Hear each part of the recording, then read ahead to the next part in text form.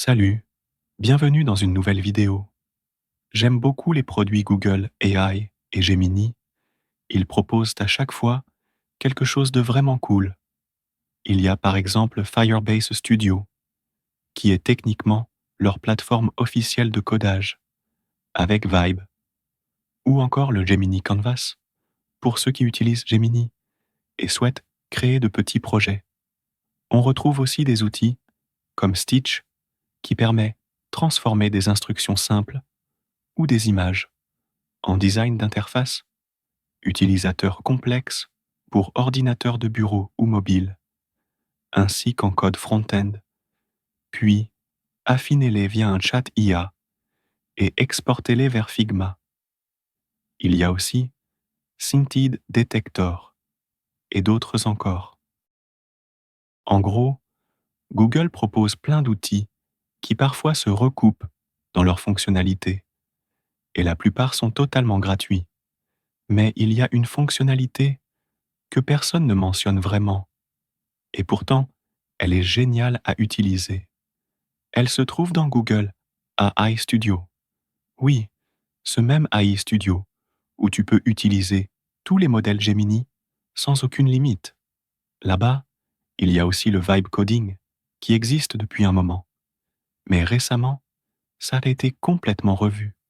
Et après l'avoir testé, je pense que tout le monde devrait le connaître.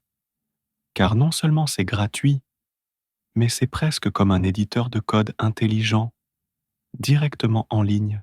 Pour l'utiliser, il suffit d'aller dans la section Build de l'AI Studio. C'est là que se trouve le AI Coder. Il s'agit en fait d'une option proposée par Google qui permet de créer des applications utilisant l'API Gemini. Mais ce n'est pas obligatoire. Tu peux très bien créer tout type d'app, même sans intelligence artificielle. Tu as aussi quelques bons exemples déjà créés par la communauté. Tu peux les tester ou consulter la section Your Apps pour retrouver tes propres applications, les récentes, ainsi qu'une FAQ. En haut, tu trouveras une zone de texte pour les prompts. Tu peux y taper ce que tu veux construire et même y joindre des fichiers comme une image, un PDF ou autre. Cela permet de fournir des exigences de projet, un mock-up ou une capture d'écran de ce que tu veux créer.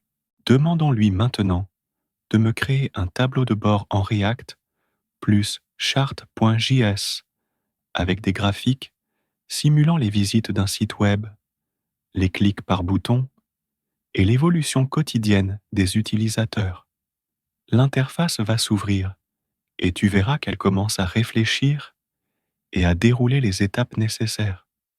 L'interface est vraiment bien conçue. On voit le code qui est généré en React et ce n'est pas limité à un seul fichier. Il peut créer plusieurs fichiers, des dossiers et tout ce qu'il faut. Et c'est du code React que tu peux réellement télécharger et utiliser. Tu peux aussi éditer manuellement le code ici même. C'est presque un mini éditeur de code complet. Tu as une vue en arborescence des fichiers et tu peux naviguer facilement dans tout ce qui est généré, proposer de la corriger automatiquement via un bouton. C'est un peu comme d'autres outils du même genre, comme Bolt. Il y a aussi un système de checkpoint. Tu peux voir à chaque étape ce qui a été modifié et revenir en arrière si quelque chose ne va pas. Tu peux créer des fichiers ou dossiers personnalisés et même importer les tiens. Il y a un aperçu visuel, un accès à la console log et tu peux partager ton projet via un lien si besoin. Tu peux aussi télécharger l'intégralité du projet en zip pour l'utiliser localement ou bien en faire une copie pour tester d'autres modifications. Franchement, c'est vraiment bien fait. C'est probablement l'une des meilleures interfaces que j'ai vues pour du vibe coding. C'est minimaliste, mais il y a toutes les fonctionnalités attendues, avec en plus la possibilité de modifier le code manuellement. Si tu sens que le contexte devient trop chargé, tu peux réinitialiser la conversation via le bouton Reset en haut du panneau d'assistance. Tu peux aussi masquer les panneaux Assistant, éditeur de code ou aperçu, selon ce que tu veux voir ou non. Pense bien à sauvegarder ton projet après chaque itération. C'est essentiel pour que les liens de partage fonctionnent correctement et pour pouvoir reprendre ton travail plus tard. Je vais aussi lui demander de faire des modifications. Par exemple, je vais lui demander de mettre les couleurs en violet. Encore une fois, tu peux taper la consigne ici et joindre des fichiers de référence si nécessaire. Une fois envoyé, tu verras qu'il réfléchit à nouveau pour appliquer les changements. Ce qui est bien, c'est qu'il ne réécrit pas tout le code depuis zéro. Il applique des modifications ciblées sur les parties nécessaires, ce qui rend l'itération beaucoup plus rapide. Après quelques secondes, tu verras que le changement a bien été appliqué. Tu peux à nouveau sauvegarder et y revenir plus tard, ou bien télécharger le projet et le réutiliser à ta guise. Tu peux l'héberger, le continuer localement, etc.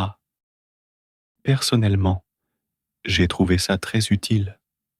Peu de gens s'en servent encore, mais c'est probablement l'un des meilleurs AI coders actuellement, surtout après la mise à jour récente qui permet de gérer plusieurs fichiers.